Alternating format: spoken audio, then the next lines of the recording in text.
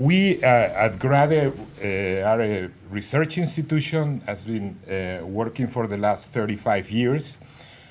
We are a plural group. We don't have government funding.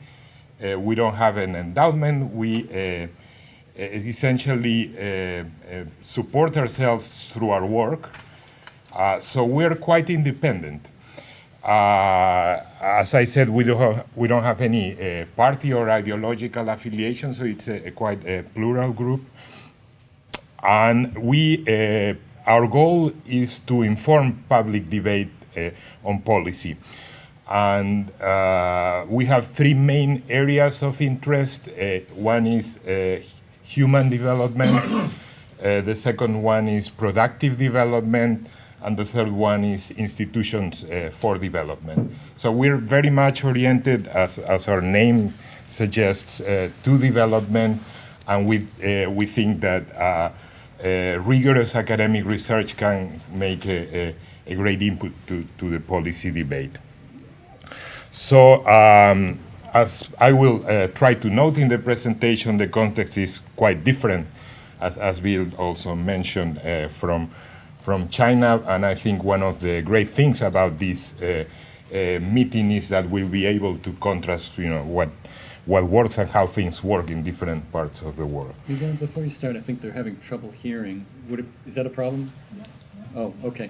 If you'd be more comfortable, you can stand also at that. I'm fine. Fine? Okay, good. Thank you.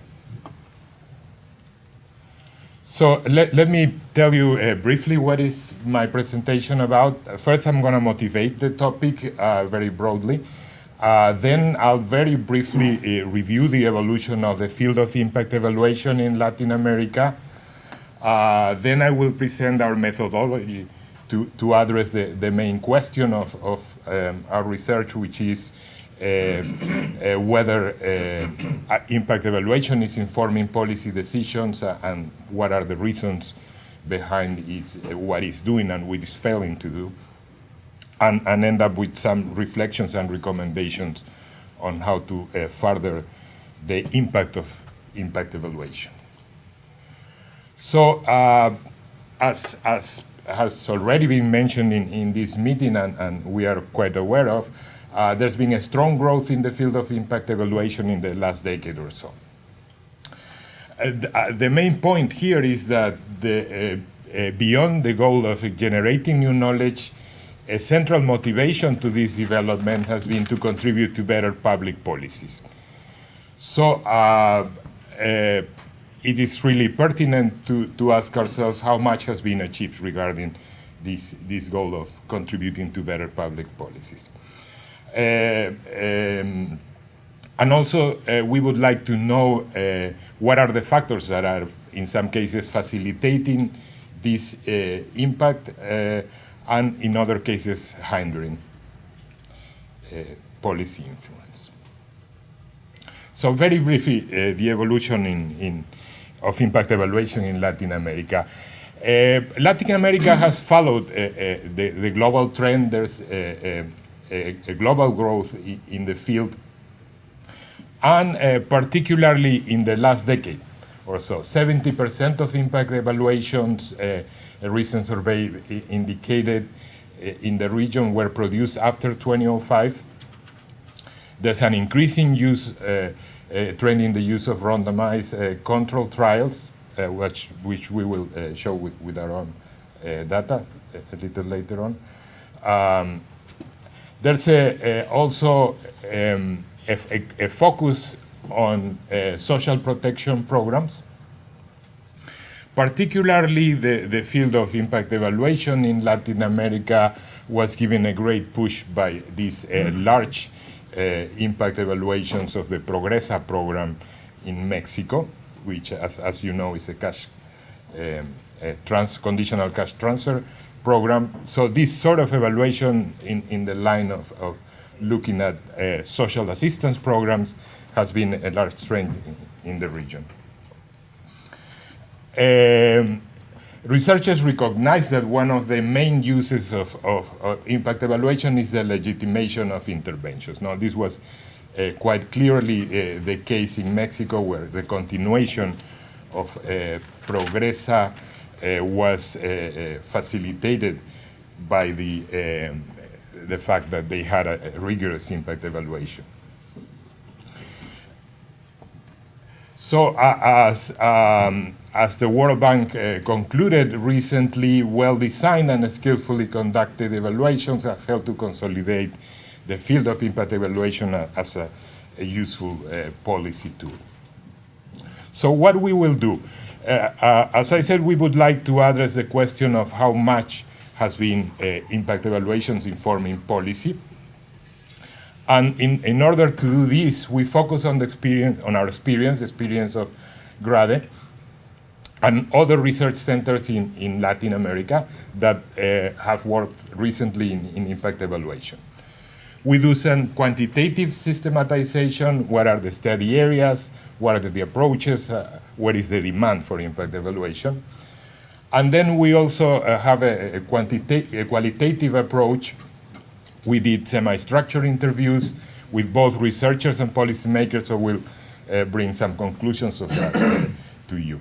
And we also did a workshop with researchers from across the region. We took advantage of the Latin American Economics Association annual meetings to convene researchers working in impact evaluation the day prior to that conference. So we gathered more than 20 researchers from the region, and we'll show you some of the findings that came out of that exchange of views and information.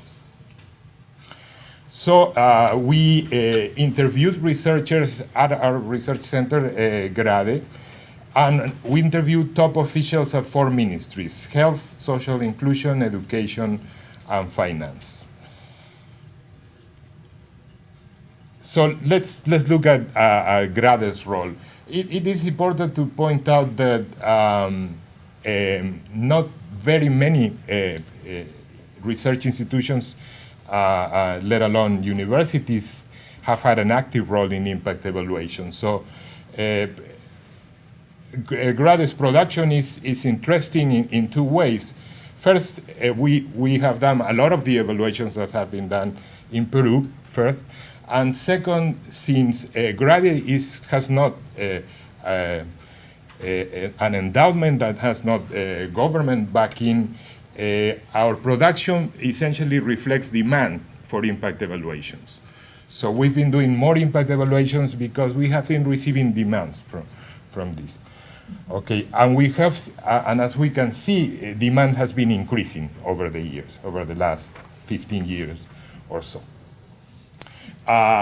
Over the period 1998 through 2014, we have conducted 28 impact evaluations. There's been also additional work on parts. These are complete impact evaluations. In other cases, we just did a baseline study or did some analysis towards impact evaluation, we have helped government agencies to produce terms of reference for impact evaluations. Those are not counted here. These are only full impact evaluation research. So where does the demand come from?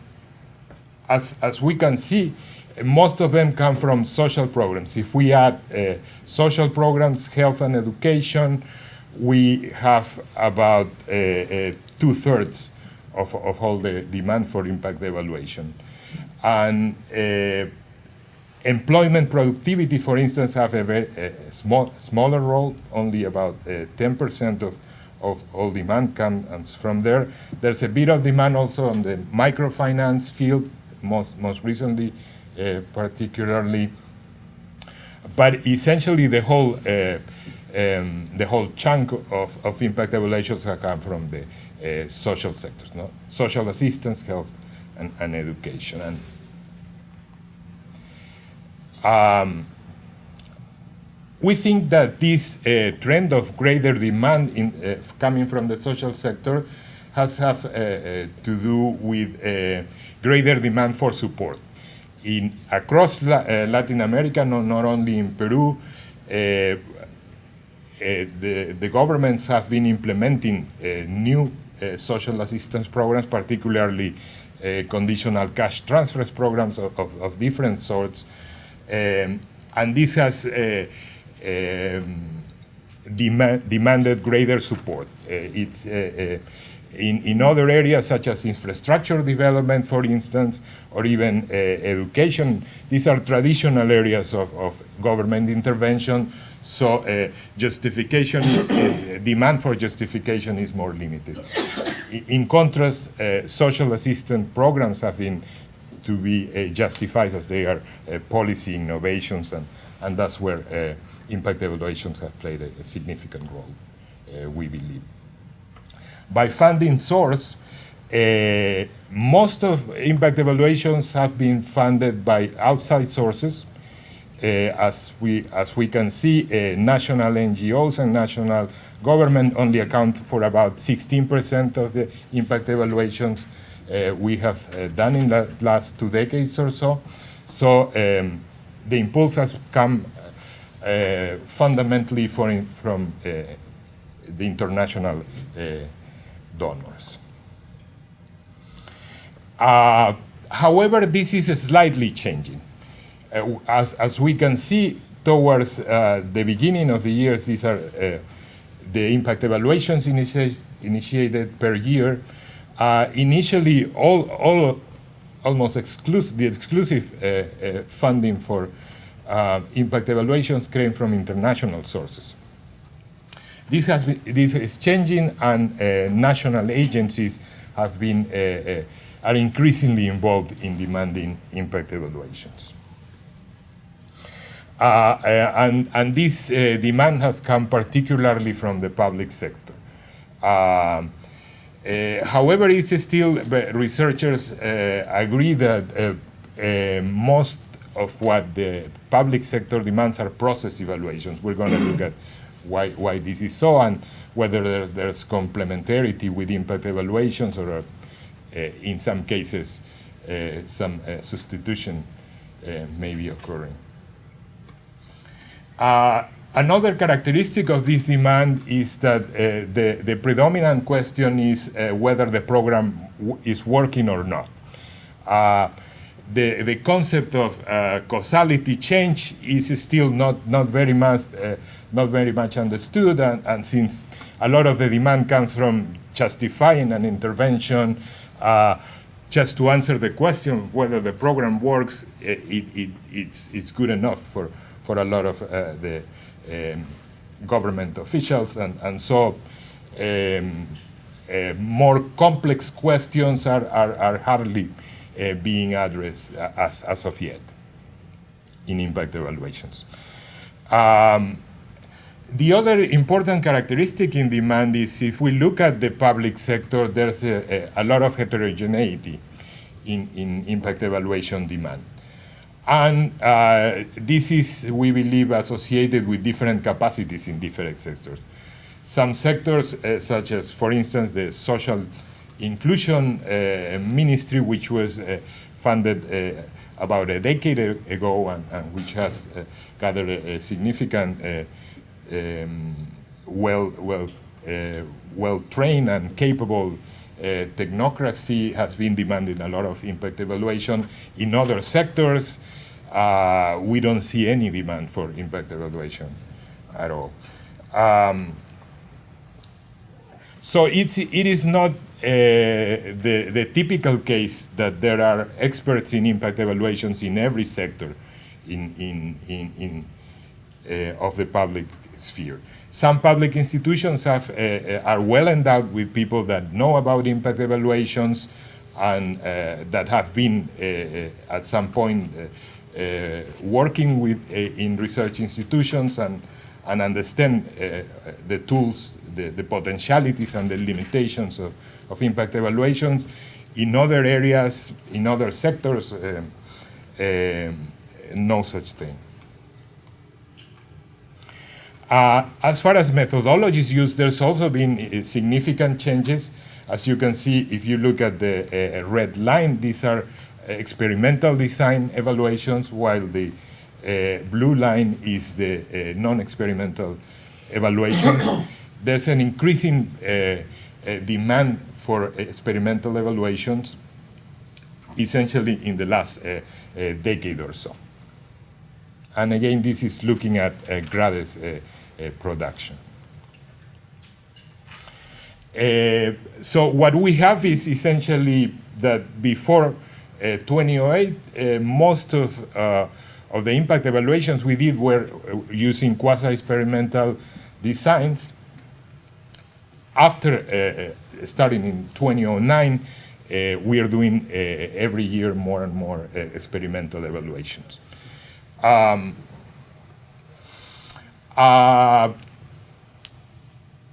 While in international circles, an important discussion is about the potentialities and limits of a randomized impact evaluation.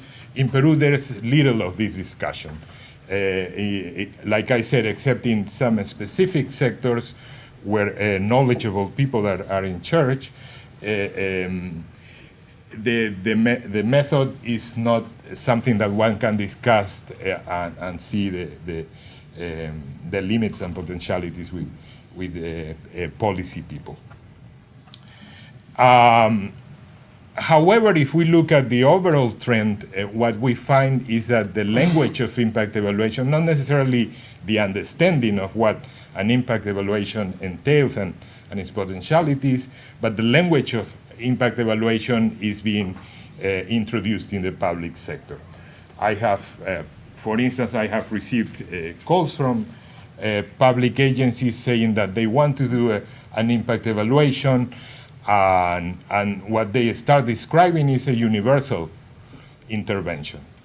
And when I tell them that, who are you going to compare the people, the schools that you're intervening with, they tell you, we don't know, but we have a presidential mandate to universalize this program in 2 years, so we have no choice.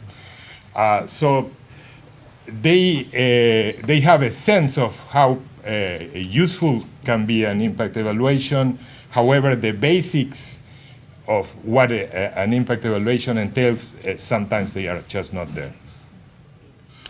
And the other important aspect to underline is that there's a we identified a number of disconnections between researchers and policymakers, and I will get into that with data from our qualitative work. And the range of issues where these disconnects come up are several. To start with, researchers always want to do more sophisticated and rigorous evaluations, and this is not necessarily shared by policymakers. Sometimes they just want to have a number that they can use for their own purposes, and the method through which we get at that number and how defensible are those numbers, it's a secondary discussion. So are impact evaluations informing policy decisions? According to researchers, this is data we gathered from this workshop. It's about 28 researchers that have conducted on average 4 impact evaluations in the last decade, is that very little. Only 1 out of 4 impact evaluations have influenced policy decisions in the region, according to this data. What factors could be behind this result? Has been a contact between researchers and program officials in the design of this study. Most of the researchers qualify their interaction as intense with policymakers. However, most impact evaluations did not make it to have influence. Present results to impact evaluation to program officials. 3/4 of them have done that, but it doesn't seem to make a huge difference as far as informing the policy debate. External validity of the study. although half of the researchers characterize the external validity of their studies as powerful, we also don't see a relationship that with the number of impact evaluations that actually influenced policy. So we summed up this data in a regression. Of course, the number of observations is small. It's only 37 impact evaluations, and the only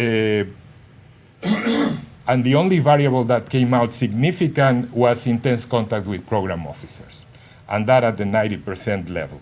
So, yeah, there may be a problem of statistical power. It's a small sample, but still, I think the finding is significant. Only intense contact with program officers seems to work as far as driving policy influence. So what factors affect impact evaluations influence in policy making? First of all, I think we think we need to understand the relationship between impact evaluations and policy incidents. And in order to do this, we have to acknowledge that the process of policy making and the processes of research are two very different processes, and each one has its own rationality, motivation, and timing. And so we should not expect the harmonious relation, the dream model of researchers providing valuable data to policymakers who make informed decisions for the best of the society is just a dream. That doesn't seem to be working quite as nicely in reality.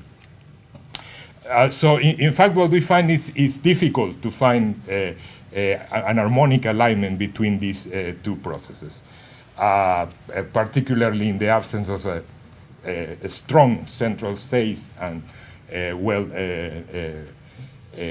science with at least a pretense of a reliance on science, not in Latin America. And the second thing to understand is that impact evaluation results are potentially disruptive for policy-making processes and for policymakers' purposes. So in Latin America, and particularly in Peru, as different from China, there are very little incentives for innovation in public policy. Instead, public policy has to justify a lot to introduce innovations. Public sectors in Latin America are in the Spanish tradition, I guess, to repeating processes ad infinitum. So innovation is quite not welcome, and so this makes a very challenging environment for impact evaluation influence, since we want impact evaluations to improve policies, that is, to make changes. This is not necessarily welcome in the public sector of Latin American countries. Nonetheless, there are some factors that can facilitate, and that is why some impact evaluations have an impact, while others do not quite achieve the same impact. So first of all, there are disconnects between supply and demand of impact evaluations. The rhythms and timings of policies and research do not fit well. The timing of policies tends to move much faster. When you tell them, when you talk to government officials and tell them, yes, if we start working on this impact evaluation, in a couple of years you have very potent results and you can improve. That is quite discouraging for them. It's too long a waiting period. Typically, someone above them wants results more immediately, and the president would prefer to announce them right away than wait 2 years for the results to come up. Impact evaluation, design, and implementation has to consider the cycle of intervention, which is typically politically determined. And this does not only affect the decision of whether I do or I do not do an impact evaluation, but also how much discipline is the discipline that is required by a rigorous evaluation design is respected along the way. The case of a colleague, he was evaluating this program of non-contributory pension scheme, and he had already randomized his control towns with the treatment towns. As it turns out, the president visits one of the control towns and decides right away that that town should also get the program. And so one has to go back and rethink the design. These things happen all the time. Another important thing is that most typically evaluations come at the end of programs, where it's difficult to have a good design to identify effects. So in a lot of cases, these impact evaluation exercises turn out to be just autopsies. The program is already finished and there's no way to retrieve the information one needs to make a good identification of impacts. Even when there is demand for impact evaluation, expectations and the question of interests may differ between policymakers and researchers. Here a key topic is that policymakers are in constant need of validation, which is not necessarily what we researchers aim to. Another problem is preference for big intervention among policymakers. Typically, politicians want large numbers of beneficiaries as soon as possible. That makes it very complicated to conduct a significant or rigorous impact evaluation. And generating knowledge is just not at the top of this sort of agenda. No?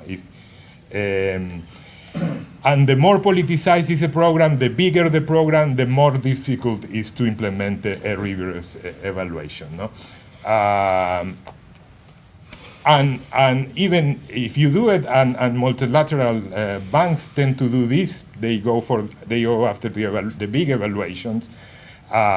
It's typical that the results never come out if they are negative. If they are positive, everybody cheers and you have the results all over the press and all over. But if the results turn out negative, as is, for instance, in the one laptop per child program, or it's quite a different story, and you rarely get to see the reports published or disseminated in any way. On the other hand, small pilot interventions are more easily to conduct a rigorous evaluation on, but they don't have a large external validity and may not get policymakers' attention in the short run.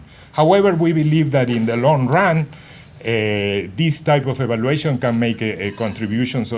But that is hard to judge in the short run. So there's a problem as well of perverse incentives. Positive impacts or the expectation of positive impacts will increase policymakers' attention and demand for impact evaluation just as much as in the academic field we have publication bias. Also, if the policymakers think that they can have positive evaluations of their programs, they're going to demand evaluations. The problem there is that those are politically sensitive topics, and in the end, dissemination does not occur when the results are not what the policymaker expected. Also, impact evaluations are costly, both in terms of time, financial resources, and expertise. this brings difficult problems. You have to wait a lot of time, like I said, to get results. They involve significant financial resources, and often policy officials do not really understand what an impact evaluation is and the importance of a discipline to comply with the research protocol. And like I said, pressure from above to show results is much greater than the need to generate knowledge to improve upon policies. On the other hand, I'm 2 minutes and I'll be done. On the other hand, there are greater possibilities for experimental evaluations because the language is already percolating. So even though that doesn't correlate perfectly with knowledge or demand, we believe that talking about impact evaluations have become a common topic in dialogue with policymakers. And the other thing is that when it's about evaluations, public officials typically prefer to do process evaluations.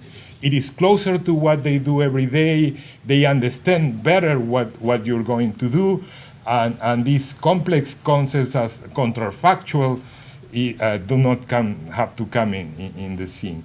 So the thing is that demand is limited for impact evaluation, for its cost, for its political implications. So I think we need a strategic vision in order to frame the questions that we have to address through impact evaluations. Let me go through to a little bit about the institutional factors. The key question here is whether the program officers face the right incentives to demand and use impact evaluations. As Scott mentioned, in China, that seems to be pretty well aligned.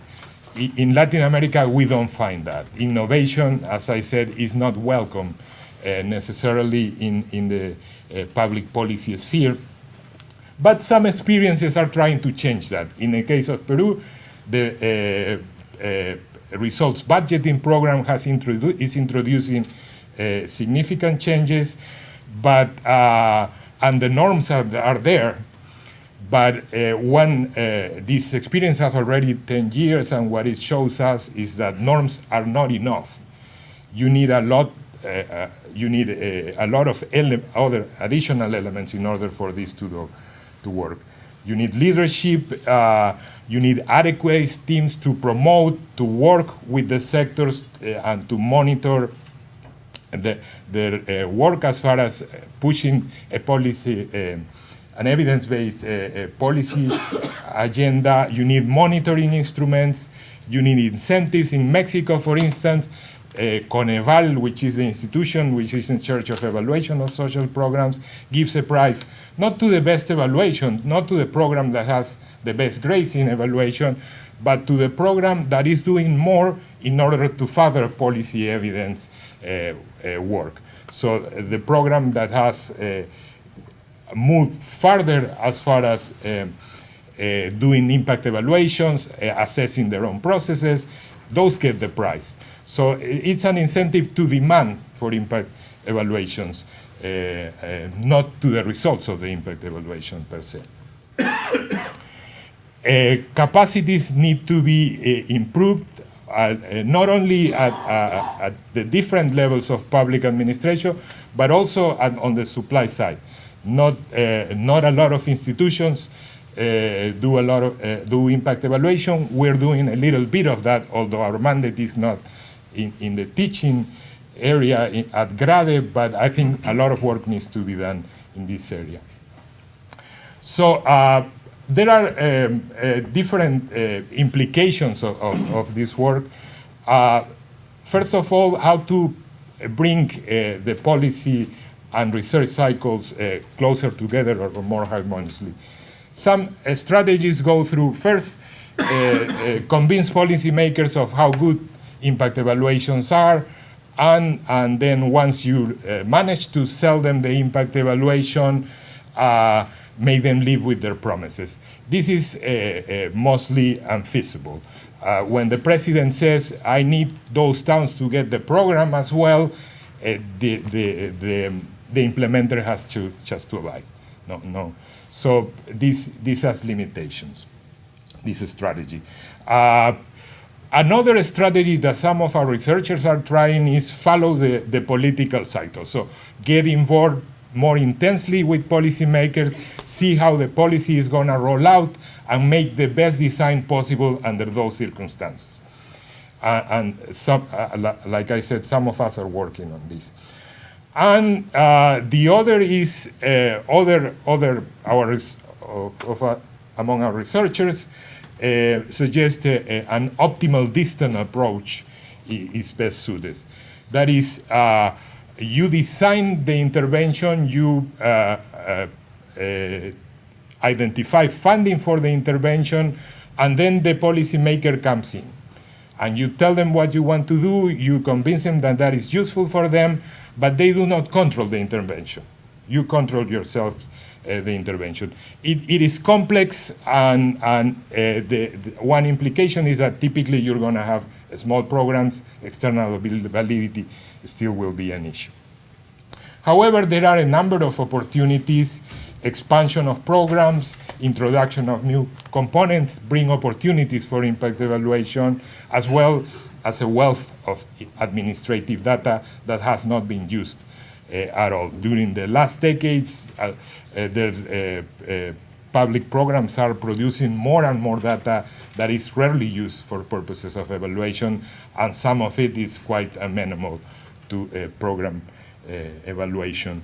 And one of our researchers told us that he was looking at this agricultural program that had not monthly, had daily data on pests in agricultural areas for every valley in the coastal area. So they had a fabulous database to do an impact evaluation with. They had been working for the last 5 years, so the setting was perfect, but it was impossible for him to convince the program officers that an impact evaluation would be good for them. So there are you still need to work at those basic levels of showing the importance and the usefulness of impact evaluation with program officials. I'll drop it there and bring other topics in the discussion. Thank you very much.